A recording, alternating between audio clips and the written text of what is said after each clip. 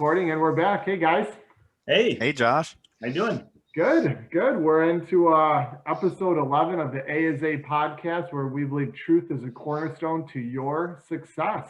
Welcome, everyone listening, and I'm going to dive right into today's topic. Andy, you want to lead us off? Sure, yeah. Today we're going to talk about one that I think we've all decided none of us are experts in here, but it's something that we all know a little bit about, and certainly something that I've been hearing about, and we have for the last 10 years especially. It's become a big topic, and that's endocrine disruptors. And it's something that I really want to learn more about in the future, because I think this is something that, like I said, it's become kind of a hot topic in health and wellness, and more people are being concerned about it. And it's amazing how many studies there are out there. I mean, Ricky, I know you looked into this a little bit last night too, but there's actually a lot of research behind endocrine disrupting chemicals and how much of them we're exposed to and all the major negative health effects that they cause. So, so endocrine disruptors, we're going to call them EDCs to keep it short. That's what some people call them, endocrine disrupting chemicals, EDCs. What they are, your endocrine system is your hormonal system. We know that it's all the various hormones in your body. So EDCs are basically chemicals that interfere with normal hormone functioning. So they disrupt your hormonal system. Mainly they're things that we've added to our environment in pretty much the last 50 years for the most part through engineering. So they're mostly man-made chemicals. You don't really find too many of these things just naturally occurring.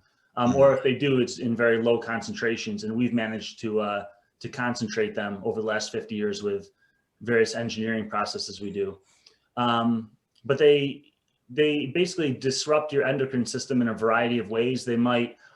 Some of them mimic hormones, so they make your body think that you have exposure to a hormone that you don't really have, and so you get the effects of that hormone even though you don't have it in your body, just from the EDC that you're consuming or coming in contact with.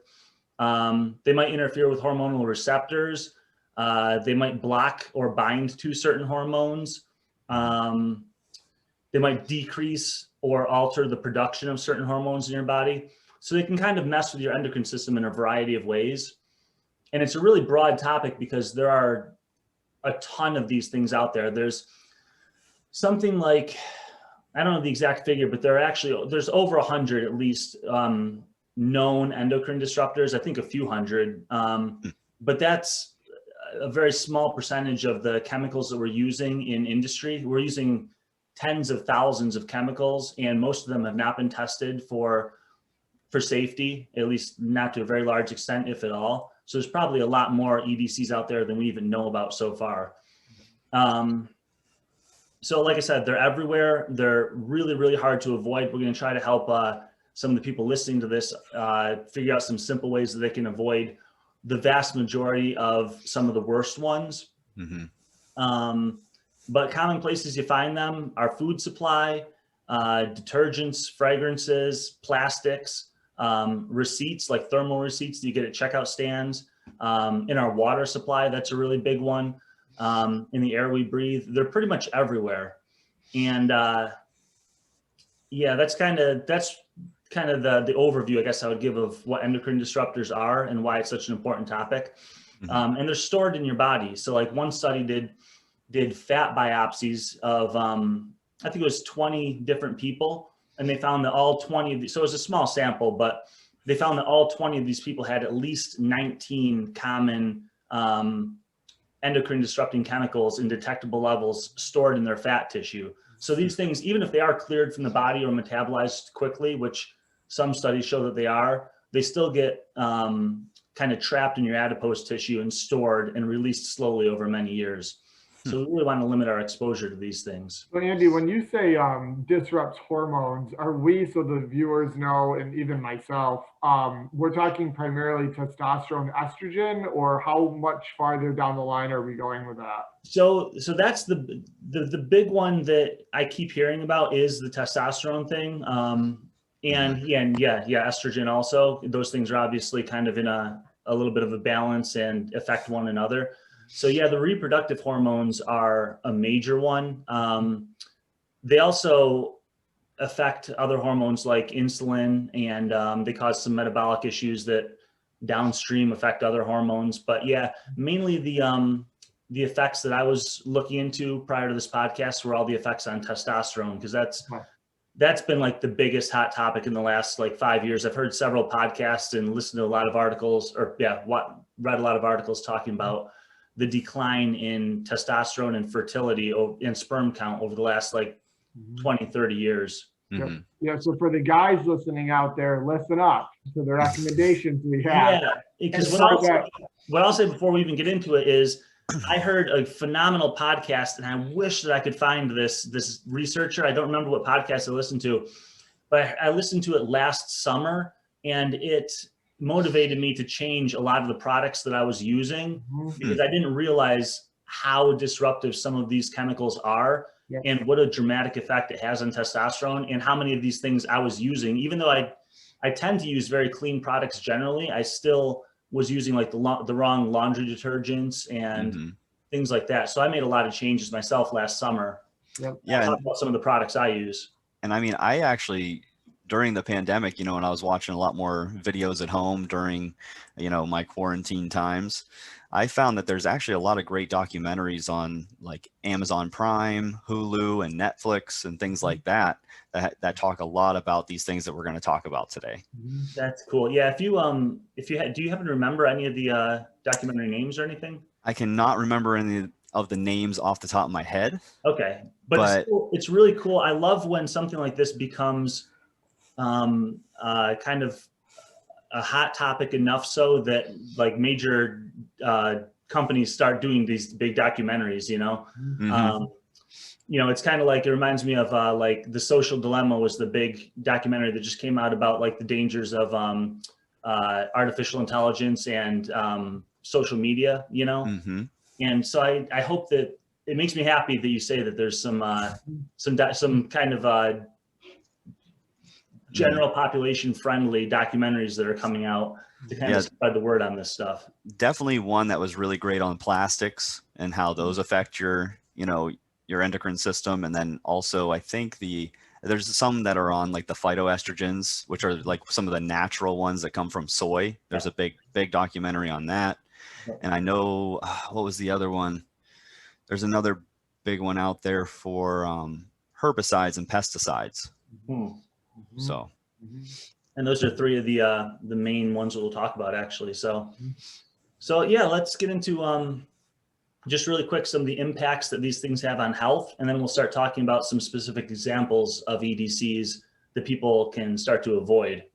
So the impacts on health, the big one we talked about already was lower testosterone, and I've seen a bunch of figures, but basically, one study showed that in the last 15 years, the median testosterone level for men for adult men has dropped by about 22%.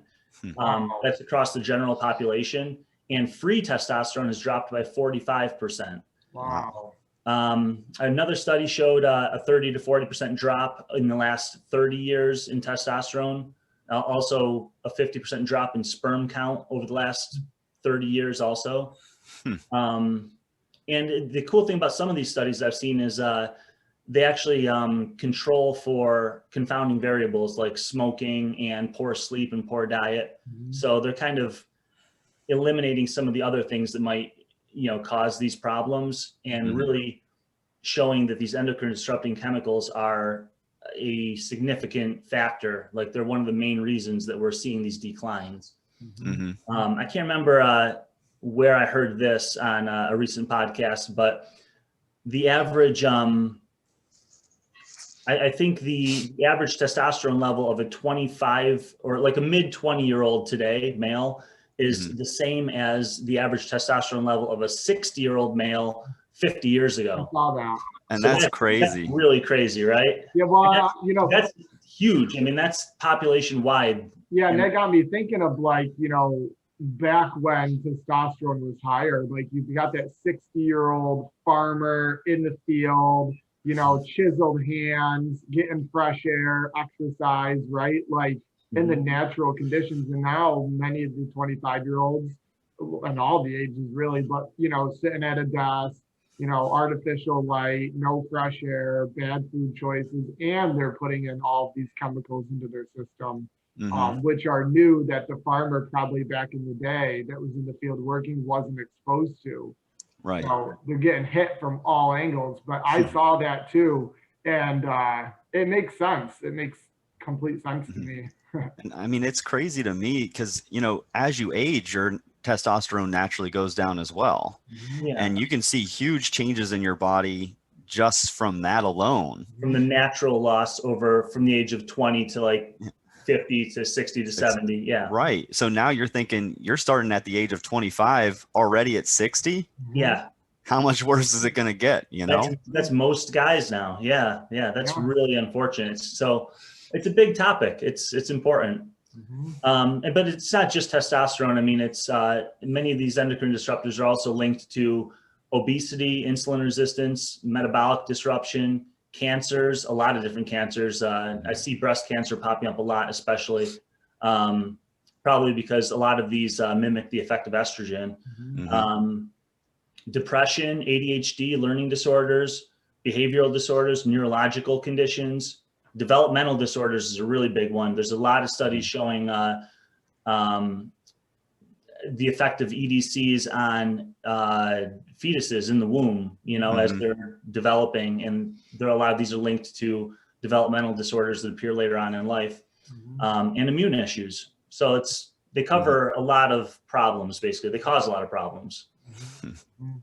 Yep, for sure. And I think when we look at it from and I'm sure we're diving into this soon, but for female products, I see the articles and research on this so much, perfumes and lotions that are going into their pores and deodorants and, hairsprays, and it's just, makeups and so much of this, and something that I'm very concerned with myself in terms of what I see people doing is the skin absorption of this. Like, we don't think that because we're ingesting it or maybe even breathing it, it's just on the skin. So every single night, the 1 or 2 times a day, you're rubbing lotion all over your body, spraying your hair, rubbing aluminum in your armpit, and then you're using a soap, that's not maybe clean, and then you're washing your clothes. You're getting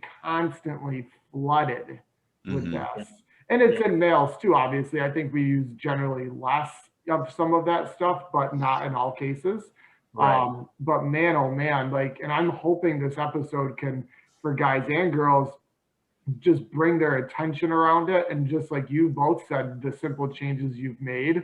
It's not hard to do. This will be very easy changes, probably some of the easiest, literally go just buy different shit. Two things you just said. One, that last thing, these are easy changes. So we're going to give some solutions for people. And even if some of this material sounds complicated, we're already talking about endocrine disrupting chemicals, which sounds like a complicated topic. And we're going to list some examples that are, weird chemical names, and people might get a little bit confused by that. Just remember that the solutions at the end are very, very easy. So it's going to be very simple. And the other thing is, Josh, we tell people this at the gym all the time, so I'm really glad you just said it, is it's not just about what you ingest. People forget how much of what you just come into contact with absorbs right through your skin and goes into your body. So the stuff you put on your body, if you read the ingredient list and that's not stuff that you want in your bloodstream, you don't want to put it on your skin. And I think about that a lot, with a lotion or a shampoo or, something like that. We'll get into products towards the end of this. But I look at the ingredient list and I wonder, if I were to consume this, drink this, what would be the effects of it? Now, granted, it might not taste good and whatnot, but what would actually happen? And you can compare those lists. And I think about that a lot, or even you could think about a lotion, right? If you were just to take 2 tablespoons and just put that down the hatch, what's going down there? And I think it's the same absorption on the skin that it would be to consume it the other way. Yeah, something else that's crazy about that is there's a synergy between a lot of these chemicals where, boy, and again, I wish I had the exact study on this one, but they found, like, so for example, one of the ways you can get some of these endocrine disruptors, there's one that's found in thermal receipts, like you get at checkout stands. So they tell you not to touch the receipts if you can help it, which is a big problem for people who actually work in grocery stores and handling receipts all day long. But if you have like a lotion on your hand that has certain compounds in it, it interacts with those ones on the receipt, and you get like a synergistic effect where it kind of multiplies the hazard of both compounds, which is really interesting. So you're saying thermal receipt, is this just a receipt like at Hannaford? Yeah, exactly. They just hand you the receipt. Yep. Wow, I see, I didn't know that. That's a big one. Yeah, I learned about that a couple months ago, and that blew my mind too. That's a really big one, actually. So people who are really concerned about this say, like, you know, don't give me the receipt, which I usually do anyway, because I just don't feel like throwing it away. I just say put it in the bag. Yeah, or just say put it in the bag. Exactly. Sure. Right. Sure. Yeah. So we can jump into some examples. I don't know if either of you guys want to take a stab at some examples that are out there. I've got a bullet list of like maybe, I don't know, 6 or 7 that we can talk about. But Ricky, I know you've got a couple in mind. Is there one you want to throw out to begin with? Of the chemical, or you want to name like some products that are like to stay away from? Let's go with one of the chemicals. We'll start with we'll list a specific EDC and then talk about where it's found. All right, I'd say Bisphenol A or BPAs. That's a big one. Yep, BPA. Yep. Because that's in so many things. Okay. So cool. that you will interact with every day. Yeah. So what do we find that in? Well, I mean, it's generally found in plastics and also like even storage containers. Yep. So a lot of things that we put leftovers in, or that we heat leftovers up in, which is probably the worst thing you can do. At least transfer it to, well, I can give tips later, I guess. But yeah, those kind of products, or water bottles, whenever you think you're making that healthy choice, you know, of drinking water, which generally it is. Don't get soda in a can now, but you know, having like those sometimes those flexible plastics also have something called like what are they, phthalates? Yep. And so that's another one. You're almost getting 2. You're getting BPAs and phthalates from some of those cheaper water bottles. Yeah, plastics are one of the worst sources of these things because they have so many different compounds in them. Yeah, BPA, exactly what you said, found in plastics, especially water bottles, linings of cans. And this is actually the one that's found in thermal receipts also, is BPA. One study showed that 93% of people have detectable levels of BPA in their urine. So that's pretty much everybody. And it's been shown to dramatically reduce testosterone levels. And it's also linked to breast cancer, among several other things, and birth defects, or not birth defects, but what should I say? I forget the term that I want to use, but developmental issues. I'm not sure exactly which ones. I'm going to leave it at that. But yeah, so BPA is a massive one, and like you said, found in plastics and thermal receipts. That's going to be the biggest source. Well, it's also in canned goods. It's something that's because of the plastic lining on the inside of the can. Yeah, and it drives me crazy because like coconut milk, you know, there's a lot of them aren't BPA free. You know, there's products out there that you got to be super aware of that, you know, in that can, to make sure it's labeled BPA free. And it's funny that they're actually labeling it that now, because it shows that people are concerned. Yeah. Yeah. And I mean, that's a big one for our tips section, is looking for BPA free cans and bottles. That's really important. And children's toys, you can find these things in toys too. Yep, exactly. And I like what Ricky said too about not heating plastic. That's a really big thing. You know, and I've got kind of an issue there because I buy microwave steamer bags of food all the time. And now I'm like, oh, geez, I really need to cook the stuff on the stovetop and not microwave it in these plastic bags. Like all those healthy meals, those lean cuisines and all that stuff. All those lean cuisines I'm eating, yeah. Well, not you, but just everybody in general. No, yeah, exactly. Yep. The Hungry Man's, any of those things that come in plastic that you heat up in a microwave. Yeah. And then, so Ricky, you also mentioned phthalates. We'll talk about that one next. This is one of the most disruptive of of all the EDCs, and they're extremely common, so they're really hard to avoid, like most EDCs are. They're used in fragrances like perfumes and deodorants, shampoos, soaps, detergents, lotions. A lot of personal care products have phthalates, and they're used, like you said, in plastics to make them clear and flexible. Yep.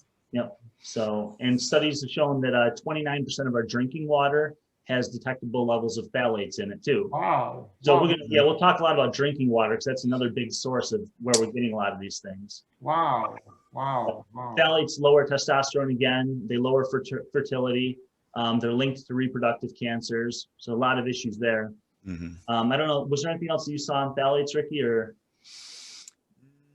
Not that I found so much. I think you touched on most of them. I think the big way that, women and men are getting into like kind of the cosmetics, but also those plastics are probably the two biggest.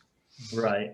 So yeah, the listeners are probably going to see a common theme here of a lot of these things are found in the same sort of products. Like we brought up plastic many times so far, which is when we get to the solutions at the end, you'll see some common themes there about how to avoid these.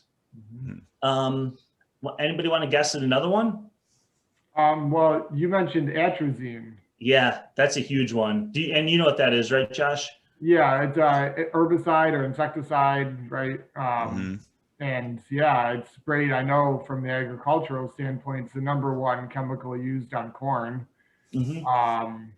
And it's highly dangerous. I read a study, and I did actually a YouTube video on this a month ago, where male frogs came in contact with atrazine after being run off into a pond, and they became hermaphrodites.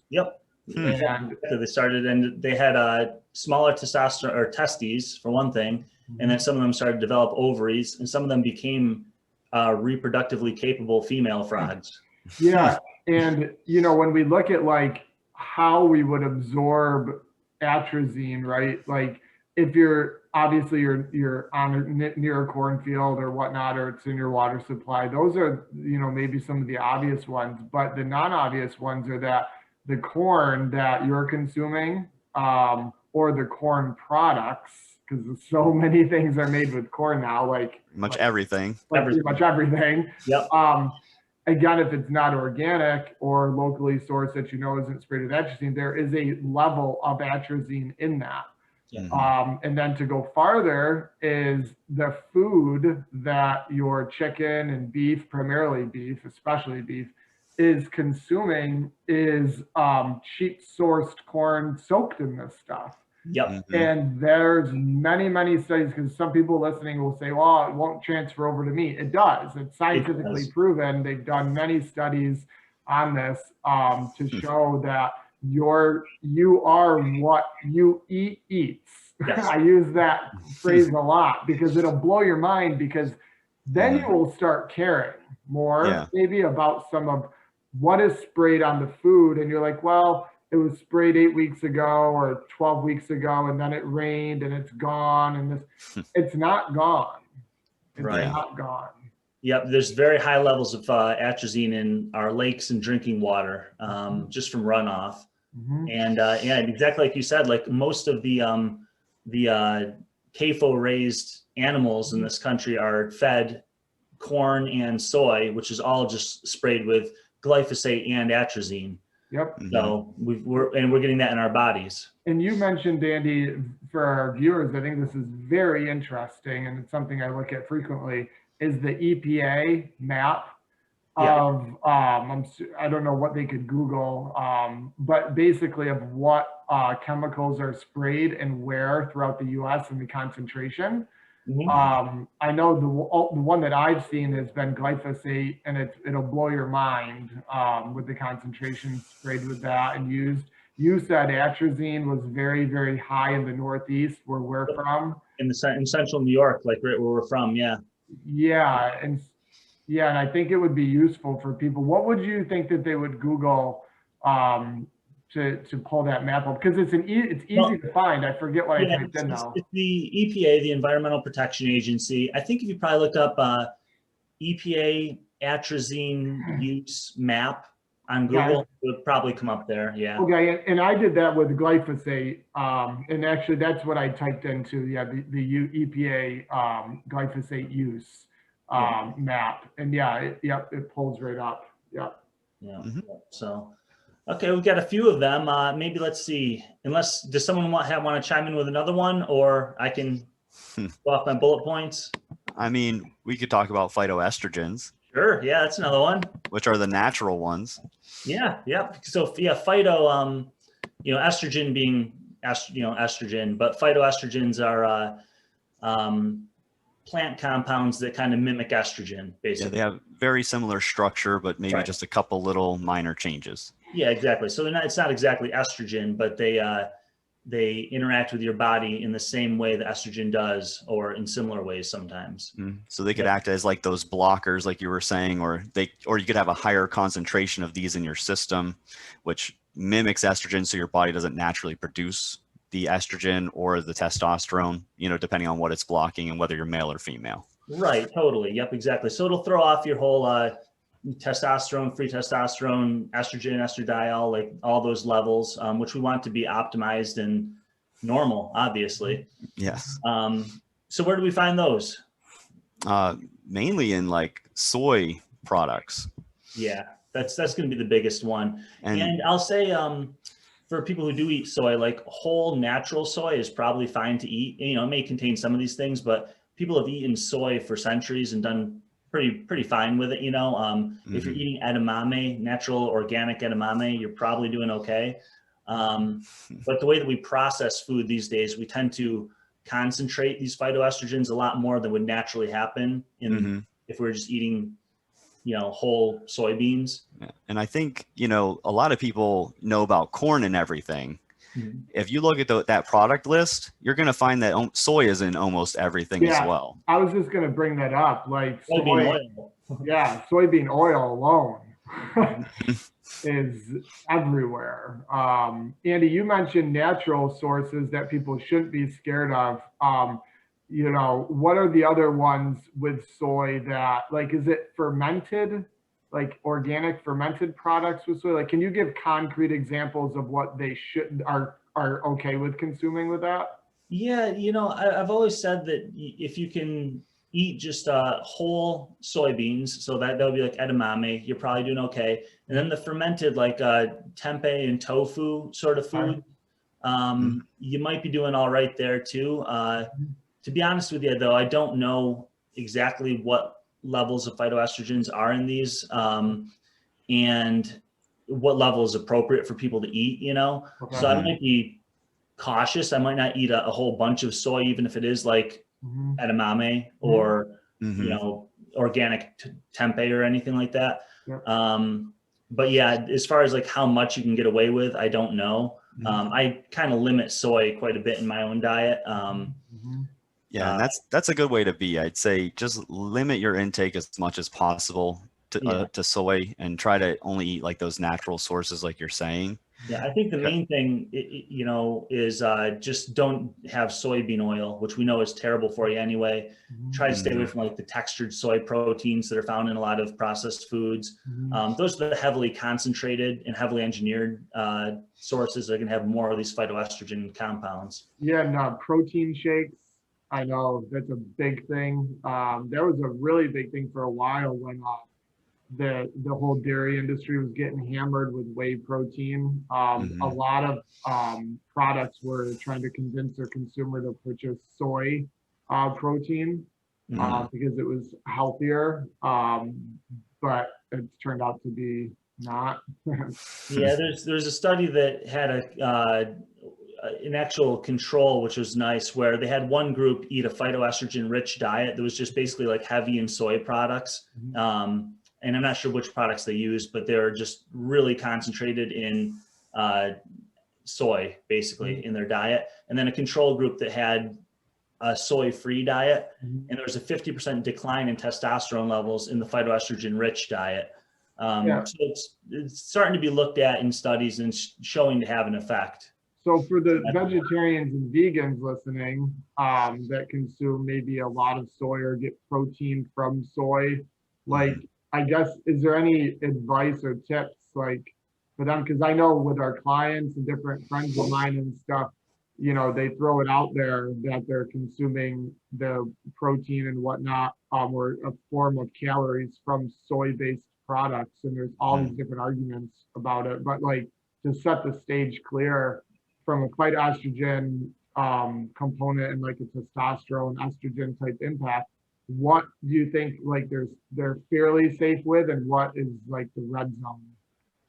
I think the main thing to remember is that there's a lot of different EDCs in our world these days, and if you can eliminate most of them, then you're probably going to avoid most of the problems. So let's say you do have, you know, a vegan who does eat a lot of soy-based food, but they're also very careful to avoid, you know, they're eating organic, they're avoiding plastics, they're avoiding, you know, BPA and phthalates and the ones we've talked about already. And they're doing really well to kind of limit their exposure to EDCs in general. And that's one way to mitigate the effects of the one EDC that they are getting in the soy, these phytoestrogens. But if they wanted to avoid phytoestrogens a little bit better, you got legumes, whole natural sources of soy as opposed to the engineered soy products. And then there's also a lot of vegan proteins now. I remember it used to be if you bought a vegan protein, it was just soy protein. That's all that was in there. And now there's starting to be a mix of like pea protein, hemp protein, you know, and so on. So there's a lot of different pumpkin protein. I see that a lot. So there's a lot of vegan proteins out there that are, some of them are even soy free.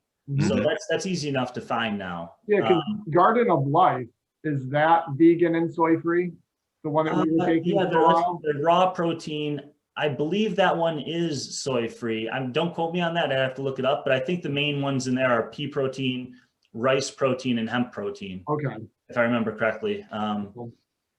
So that's the good news for, you know, the vegans who are looking for like a protein shake or protein bars or something, is that there are a lot of plant-based proteins out there that are not just soy. So you can limit your exposure there. So that's phytoestrogens. Let's see, how about a couple more? We've got one big one is birth control. And this is kind of interesting. Estradiol is the main component in birth control. And it ends up in our water supply. A lot of things end up in our water supply, mainly because we urinate and you know, a lot of these chemicals are coming out in our urine and they get recycled through the water supply, and people flush their medications down the toilet and all kind of stuff like that. So birth control is obviously something that men don't want in their system. It lowers testosterone, fertility, sperm counts, and all that kind of thing. And there is a lot of it in the water supply these days. Really? Wow. Wow. Now, are you talking, Andy, municipal water supply? Or I'm assuming that because I have a 160-foot drilled well in the middle of nowhere. You're probably fine up there. But yeah, no, the municipal water supplies, the thing is, they do filter water, which is great, but they don't filter it to a degree that's going to remove these EDC chemicals. Like that's something you have to do on your own at home. Yeah. And like, I'm a big water junkie when it comes to quality. Like I'm a water snob. And so like, in our house, I have a UV light for bacteria. And then I have a reverse osmosis system for basically everything else. And so it is that, and I really highly recommend, and we can put a link into what I have here. It's just a small system that goes underneath the sink. It's not a whole house system. You can get, I think it's freedrinkingwater.com. There's a RO system that just 2 screws will screw into underneath your sink. And now they have an attachment on the top of the UV light. So you can get bottled water quality drinking water out of your tap for under $400 now. Yeah. And I mean, even investment. Yeah, even that bottled water isn't the highest quality, as you know, we've kind of pointed out. But but yeah, just even that, you can even get the ones that you can screw on to your faucets as well. There's some that they've made some great strides in that can remove almost everything from your water supply.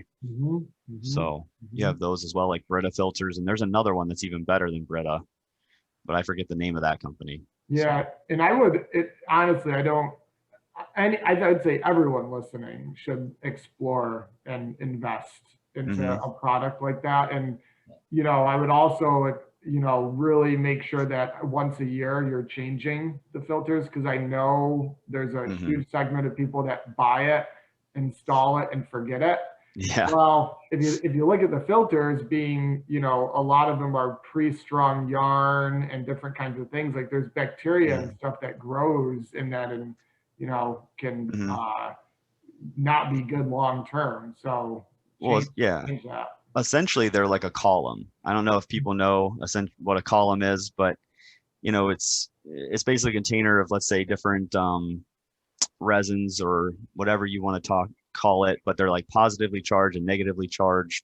And as these elements or chemicals come through it, they kind of get attached to those different I'm trying to do it as basic as possible, but different things in the column so that they come out of your water. So all that comes out is the fresh water, but it traps all of those different chemicals. So that's essentially how a lot of those like Brita filter systems and I really wish I knew the other one, because I have the other one, because I did a study on this when I was in my environmental chemistry course, and I actually tested all these different Brita and like filtration systems, and I figured out which one was the best based on the quality of water that came out. Wow. And so I'll have to, maybe I'll let you know after this. I wish I would have known we were going to talk about it now, and I would have had it written down, but yeah, there's I think I tested 5 or 6 different companies, and one of them came out much better than the others. So.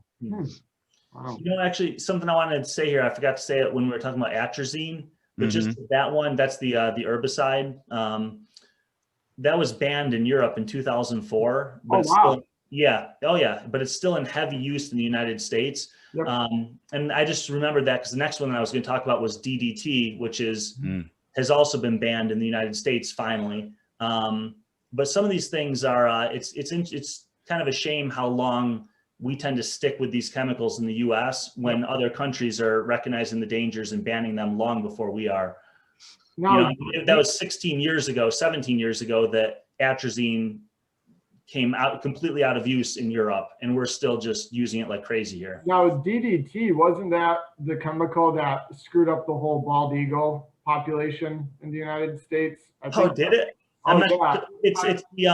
It's used for like killing insects. Yeah, and so Ricky, maybe you've looked this up, but DDT wiped out the bald eagle. Again, maybe it's the wrong chemical. I think it's DDT though.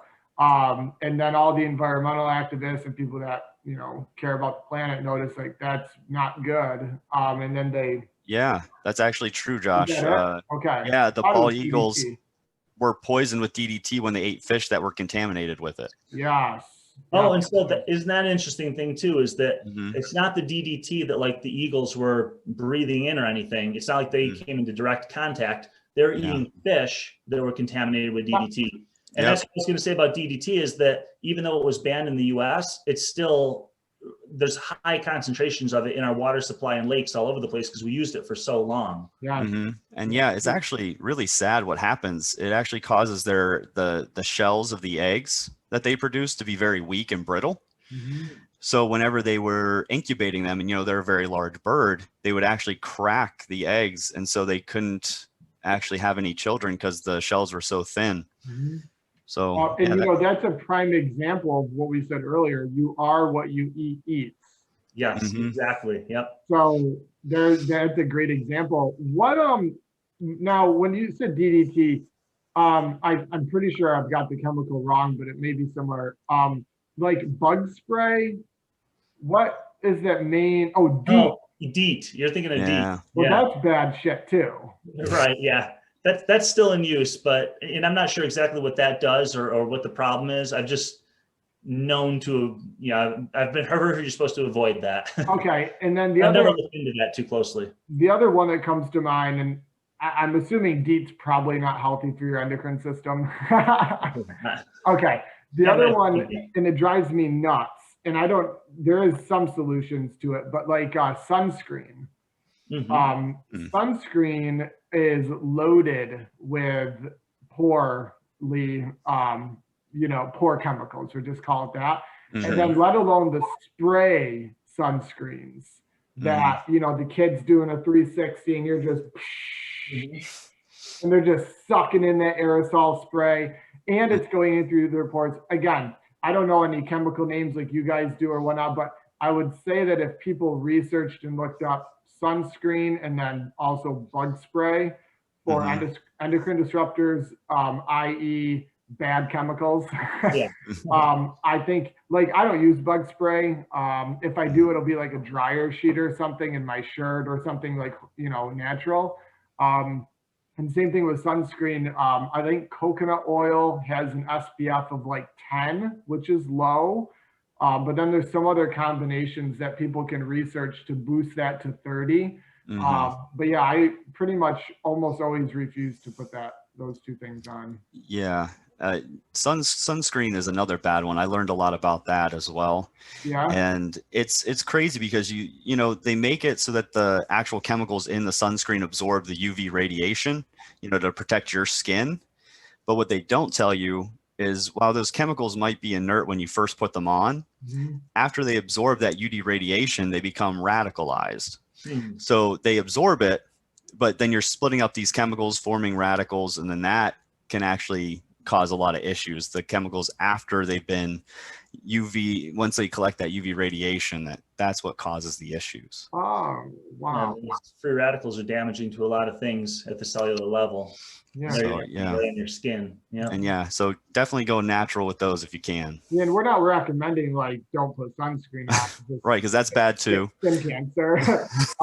But I definitely know there are ones I've purchased that are very good at protecting, that are ingredients you can understand. And there's some homemade versions too that people have gotten into. So I think that people should just look into it for themselves. Ricky, I was just going to go on to some solutions now, because I think we covered some things. But Ricky, if you have Google right there, one that comes to mind is perfluorinated chemicals, PFCs they call them. Okay. You can get some examples of perfluorinated chemicals and where people find those and what products. In plastics or? So they're used to make fluoropolymer coatings.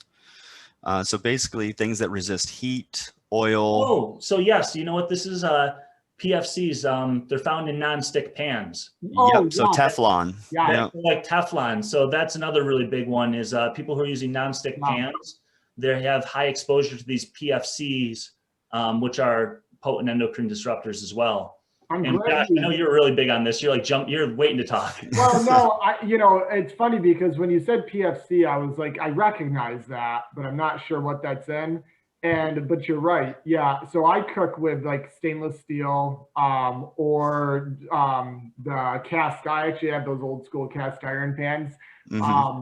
And so like definitely I avoid at all costs as much as humanly possible the Teflon or the non-stick pans. They're way more convenient and easy to clean. But yeah, back I would say 10 plus years ago, I geeked out pretty hard to that, and it transfers to your food and into you. So I'm glad you brought that up. Yeah. Cool. All right. So, I mean, that kind of covers a lot of the big ones. Like I said, there are hundreds of them, and we talked about maybe 8. But those are some of the biggest ones that you find. And I just wanted to give people an idea that there's a lot of these out there, and they are in heavy use, and they are really, there's a lot of good research now showing the detrimental effects. So let's talk about some solutions, some of the easy things people can do to minimize these in their lives. And we've talked about a lot already, but we'll just hammer them home so that people know what to do if they want to make changes from here on out. I think one of the biggest ones, if I start us off, is just to filter your water. We talked about that. And from what I've seen, charcoal filters are actually the most effective if you really want to get rid of everything. Reverse osmosis is great. It may not filter out all EDC compounds. But yeah, filtering your water is a huge one, mainly because a lot of these things are in our environment and they just make their way into our water supply. So even if you're using all the right products and stuff yourself, it's just in our drinking water. And so, filtering your water is huge there. We kind of hit that already. And if you are drinking water, like Ricky said, instead of bottled water, maybe stainless steel. I use my Hydro Flask, which is a stainless steel water bottle. Get a water bottle that's not BPA lined. It should say BPA free on it. But stainless steel is the way to go there. Yeah, and glass. I use a lot of glass products. Glass is perfect. Yep. I use a lot of glass, well, all glass for like Pyrex containers. So like storage of food. Even when I make a lunch or I bring food on the road, people always laugh, but Andy, I always have my Pyrex glass container. It's heavy, it's awkward, it's not convenient, but it's not plastic. Yep, exactly. Another one. What do you guys? Don't eat or drink from plastics. So don't microwave in plastics, and actually heating and cooling plastics to large degrees releases more of these EDCs. So like I know for me, for example, I've sometimes had like that gallon jug of water, which is in a plastic container, which probably has BPA in it. And I've left it in my car before, and if it's wintertime, it freezes. If it's summertime, it heats up to 90 degrees. And that's absolutely terrible for what that releases into your water. So that's something I've started to change, is not drinking out of those big gallon jugs, plastic jugs of water. And I use my Hydro Flask for everything now. The microwave steamer bags I've already talked about. That's a change I need to make now. There's another product when we were talking about like the phytoestrogens and the soy proteins, because I actually take a vegan protein because I'm intolerant to whey, so it actually hurts my system.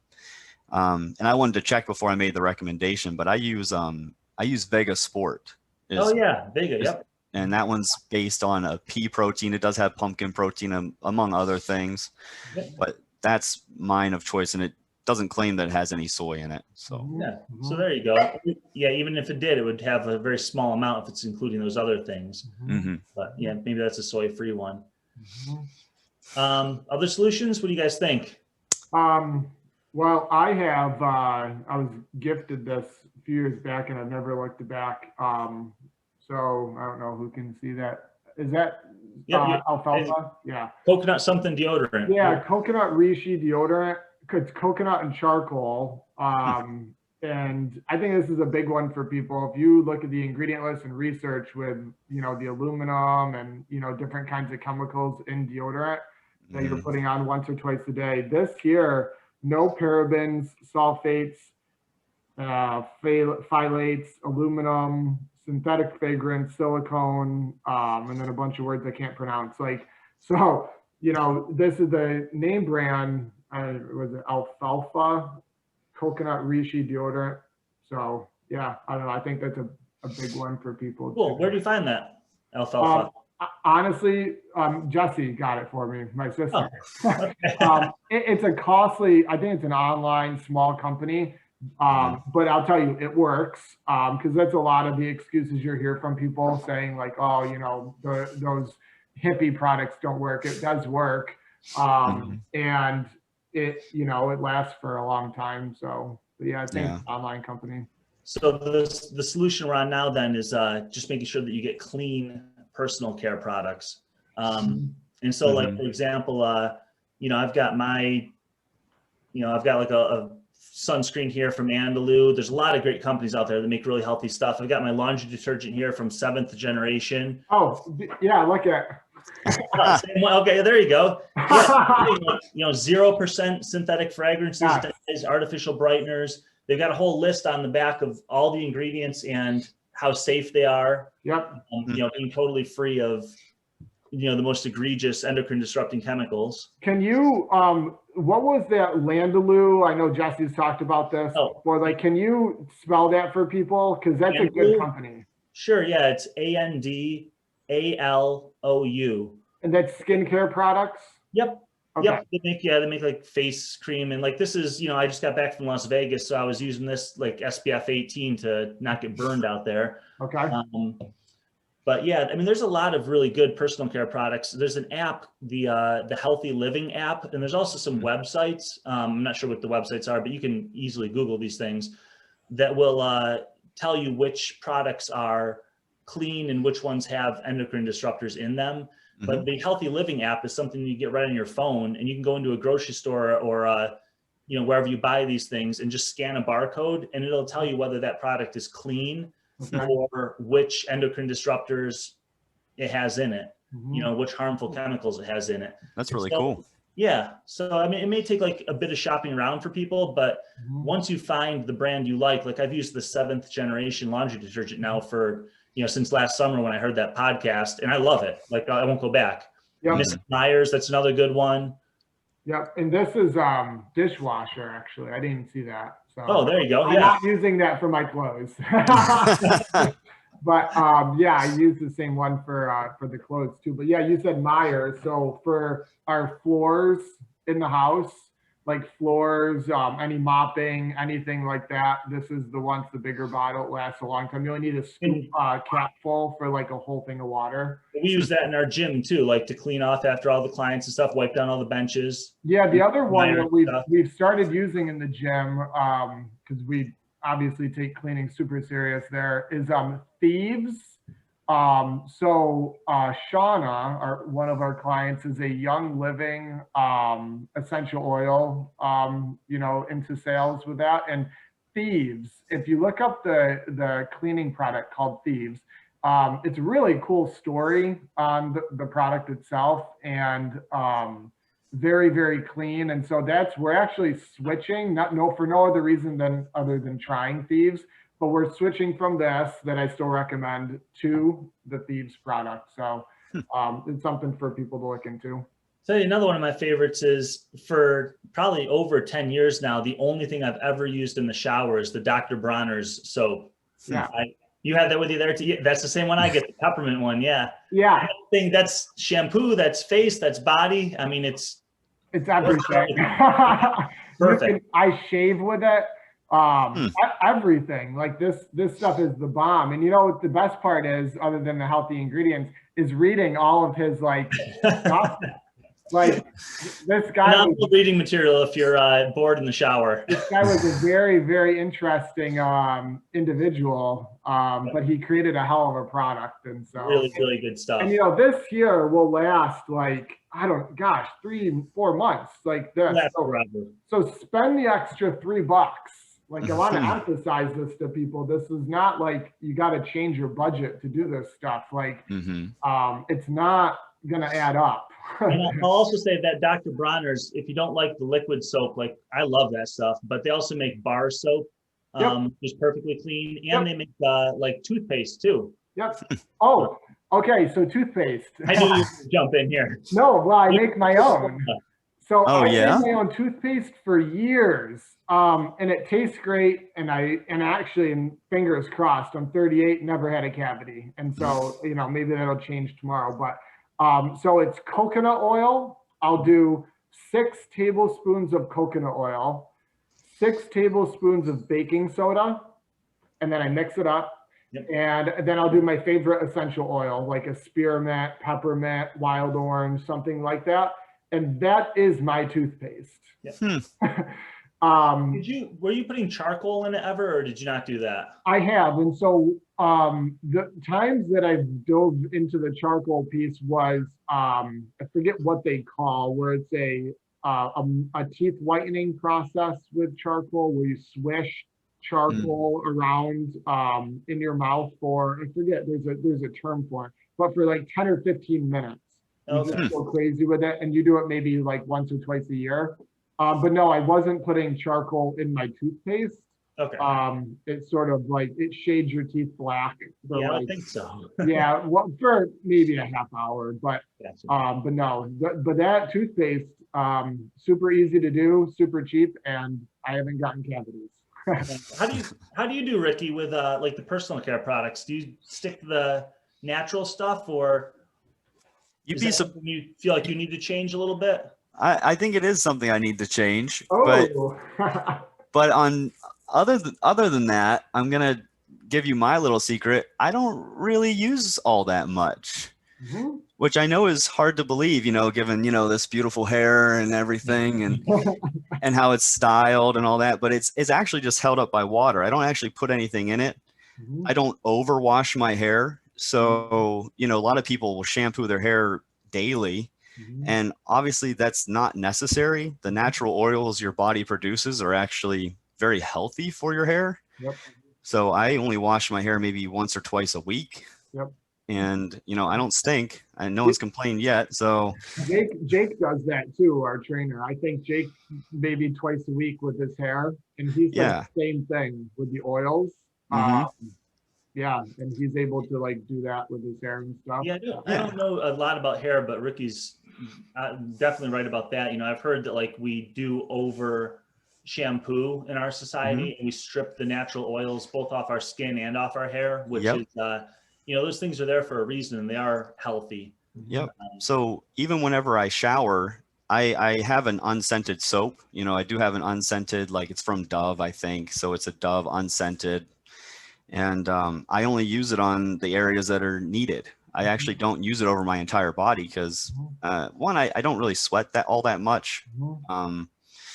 But two, it's just, I don't need it. And my skin, like, I feel like people get dry skin a lot and have to use lotions and stuff because they're drying out their skin by using a lot of these harsh products. That's what something I was going to say when we were talking about the Dr. Bronner's liquid soap that I use in the shower. If I ever use a bar soap, I get like dry, flaky skin, but that stuff, for whatever reason, my skin is never dry at all.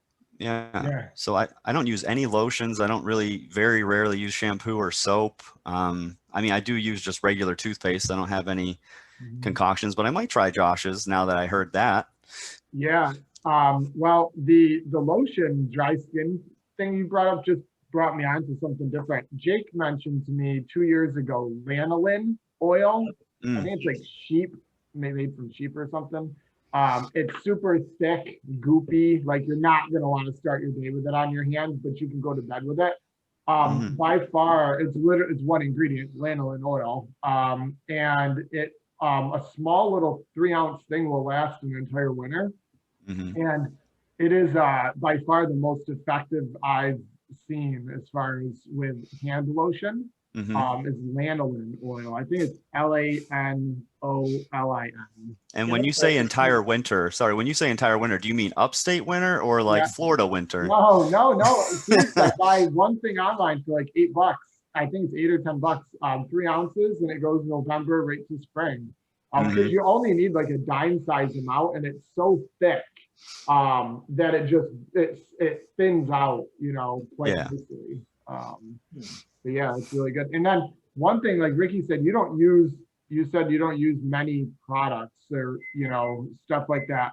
I think that, hold on, my chicken's going off. Hold on 1 second. But I was going to say the same thing, Ricky, because we're in the tips section, and not using products is actually a really good tip. Like people probably overuse personal care products. You know, they're using like 15 different ones when here you are using nothing and you know, shampooing twice a week, and you're perfectly clean and healthy and have good skin. So, well, one thing I wanted to mention before I turn the oven off was with deodorant. This is interesting, and maybe some people think this is gross or not, doesn't matter to me. I don't even use deodorant other than on special occasions. Now, I don't either. Okay. I haven't used deodorant in, I don't even know when. Yeah, literally this that I showed you, the reason this has lasted me 2 years is because I don't hardly use it. Now I will use it if I need to or whatnot. Now, what I've researched, and maybe this is wrong, but I've seen this in my own life. If you're eating clean, like clean, you don't stink. I don't mean you don't sweat. We all sweat. We should be sweating through our armpits. Like they're putting on the non-sweat deodorant for smell and actual perspiration. We should be sweating through our armpits. That's natural. But it should not stink like onions.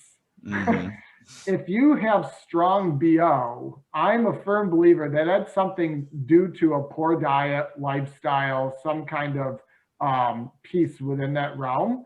And I never have. Now, it doesn't say that I don't smell like sweat after a workout, but there is a huge difference between smelling sweaty and like BO. Yeah. And there's and you can even just shower like with water after, and you're still fine. Like you don't have to put chemicals. If you just have that sweat on you and you want to get that sweat smell off, and again, not BO sweat, but just, sweat itself. Yeah. Like that's kind of why I was hesitant to talk about this, because I was like, I don't really stink. Mhm. And I mean, water is a natural solvent. It's one of the best in the world. So, I mean, it takes off 99% of everything anyway. Yep. That's what we used for forever up until we started developing these products, right? Right. Well, this links back to the podcast we did, Ricky, last week or the week before. Mm-hmm. Just keeping things as natural as possible. All these things are stuff we've put into our environment in the last 50 years, but they're not necessary. We got along just fine without them for hundreds of thousands of years. Yeah. Yeah. And I would say for people because I know that the majority will think that what we just said is odd. Yeah. And that's because I hear people are blown away that I don't wear deodorant, and they think that's weird. But I will say, take a hard look at what you're consuming for food. Really, I would say maybe just the food piece, like, because I have high stress and busy and sweat and this and that. But the last time that I had like oniony BO was years ago, when I was not eating healthy, drinking alcohol, just eating processed foods. I stunk, and then you wear deodorant. So I would say, I think it'd be an interesting correlation to hear from people. Maybe there's more people like us that believe that, but if you're having to layer that stuff on multiple times a day not to smell like BO, Mm-hmm. you've got something else running through your system. Yeah, I've always said that your skin health is a reflection of your internal health. Generally, if you have good skin, then you're probably pretty clean on the inside as well. Mhm. And yeah, maybe body odor can be put into that category as well. It's another indicator that you're eating a clean, healthy diet and you're clean from the inside out, so nothing kind of disgusting is emanating from you. Sure. Mm-hmm. Yeah. Another product, this is the last one that I have, unless I think of something else, but like for dish soap, Myers makes a dish soap. Yep, I love that dish soap. Yeah, you have the same one? Yep. Yeah, and I'm assuming, same thing, no parabens, phthalates, MEA, DEA, and artificial colors. So, yeah. Cool. So we talked about food, because that's another big tip, is just eating whole natural food and avoiding processed food, which is a reoccurring theme. We talk about that almost every single week. But when you get those processed foods with dozens of chemical ingredients that you can't pronounce, a lot of those things are the problem chemicals that we're talking about. And even if they're not, these processed foods are always packaged in plastics and plastic lined containers and whatnot, versus just plant and animal products that you find on the outside of the supermarket. So simply by cleaning up your diet and eating less processed foods and going out to less restaurants, eating less fast food and so on, you're going to be exposed to a much smaller amount of these compounds that we're worried about. Yeah, and I really, really want to emphasize what you just said with, I think everyone should either have a garden or support a CSA. Community supported agriculture. They're everywhere. There are certain areas in the US that don't have easy access to that, but it's going to be cheaper than store-bought, much more cleaner, if not 100% organic, and it's good for the local small farmers. We have many of them in Central New York, which we're really lucky to have such a good option base with that. And it's the same thing with your meat products. Even dairy, you can get yogurt, cheese. I'm that kind of guy. I'll just knock on a Mennonite or Amish family's door and say, like, do you make yogurt, or can I have raw milk or goat's milk? Or, it is amazing if you just drive somewhere that you're intrigued about and ask questions, what you can get just right in your backyard. For normal products, not at the grocery store, but vegetables and meat being the two biggest, but you can get super creative. Like I get a gallon of goat's milk raw when it's in season for $6. Organic, all pasture raised, no chemicals, right from a Mennonite farmer. And I'm going to say, Josh, that's a big one, because when I was researching these EDCs for this podcast, milk kept coming up as one of the biggest offenders. And it's mainly because Well, for one thing, if it's a CAFO farm, they're just eating all the wrong stuff and it's just in their milk and you're ingesting it. But on top of that, they're always stored in these BPA lined containers and cartons. Yep. Versus when you go to the farm and you get it the way that you are, you're skipping that whole step. Yeah, I'll get the 2 half-gallon glass containers, like the old school ones that the milk truck brought. And it's not, and these farmers, and I say farmers being vegetable, meat, milk, whatever it is, are really happy to provide this for you. I have yet to meet someone that said no. And I have yet to meet someone that isn't excited about raising and then giving or, selling for a modest price, something that they made. And if it's not the goat's milk, which I know is a rare food, not a lot of people want that, but like raw milk, you can get that from clean sources. You can have, cheese. There's a farm right in Deansboro on Brothertown Road that does organic Gouda cheese. I think it's called Jake's Gouda cheese. There's just so many you just have to explore. And, we really are to the point now, like with our whole grocery store trips, that it's very minimal, like dark chocolate, olive oil, toilet paper. Like we're not getting a lot of our stuff there. And I know it takes time to get there, but that's where I'd like to see people start to focus a little bit on. And it's so great that you're helping out the farmers too, because that's such a difficult industry and they get so crushed by, the middlemen being like, whether it's government regulations and stuff, or like, all the fees that they have to pay to get their stuff into supermarkets, and then like the cut that the supermarkets and distribution takes. It's really awesome if you can go direct to the farmer and help them out.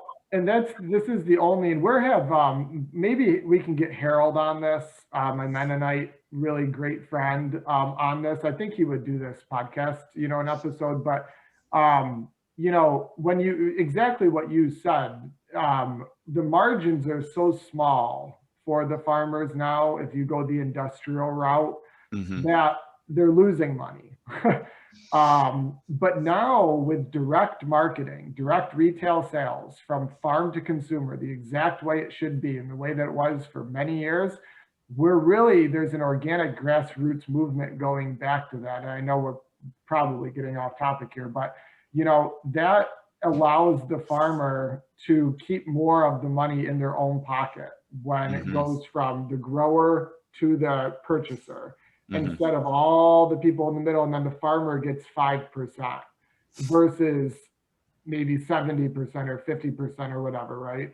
Yeah. It's not hard to do. If you're going to drive to Hannaford versus Common Thread in Madison for your vegetables, drive to Common Thread. Like the great thing then is then the farmers can produce more of what we actually want, because right now, like producing, organic arugula isn't all that profitable for them, but if people are buying directly from them and want certain things, the farmer can actually produce those and make profit on them. Well, and you've seen this with the small CSAs that have grown, is that, they start off with maybe 5 or 10, products or foods that, to get their clients growing, right, and consuming. But now, like in Common Thread in Madison, gosh, there isn't something you can't get. That's awesome. Like literally the box we get there, or they actually have your pick your own, where you can go pick your own stuff. Like it's everything. I don't think of one vegetable that I was like, man, I really wish they even raspberries, like the herbs, for cooking, flowers for decoration. Like there's everything. And that's because now they've grown to a huge client base, and they've got profits and they can experiment, and demand has gone up. And Andy, you said it really well. Like if there's enough consumers asking for something, then there's enough incentive for the farmer to produce it. Right. So, yeah. I think the last tip I just had was just reminding people to avoid handling thermal receipts. That's just something people don't know much about, and you do get a lot of BPA off those receipts. So just tell them you don't want the receipt, put it in the bag, or electronic receipt, however you want to handle that. Just don't handle the receipt in your hand if you can help it. Yep. And this, I think, and Ricky, this is something maybe you can do for the listeners, but we have listed probably 20 to 30 things in this episode. I think that we should compile a list with links for people that want sort of a package deal on things to buy. Or to change their lifestyle instead of having to take notes during this or they forgot this or whatnot. Because this is probably the episode with the longest list of, recommendations. Yeah. If we could put a list together with links, Andy and I can send you what we thought of. For like top 5 favorite, like personal care products, laundry detergents, things like that. Yeah.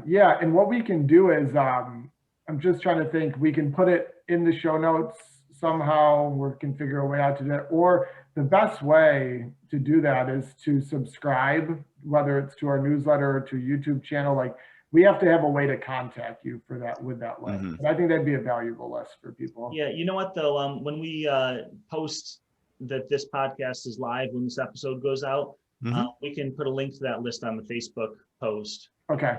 If there's just some small list that we come up with for recommended products. Okay. Things to avoid, Well, we could build a page with the recommended, like on the webpage, and we can link that webpage within the YouTube, and then they can go to the webpage on our website. There we go. That's perfect. Sounds good. That'd be the easiest. Good. Cool. All right. So what do you think? Did we cover everything? I think so. I think so. Good. Yeah, that was fun. That was really enjoyable. That was awesome. Yeah, nice job, guys. Nice. Yeah. Well, for everyone listening, like we said, subscribe. If you're enjoying this, and finding value in it, subscribe. It helps us out. Seeing who's listening and to what episodes. Forward this episode to family, friends, loved ones. Like, try to be the example and to help them out with what we're trying to teach you and what you've absorbed. Just share the episode. That would be great.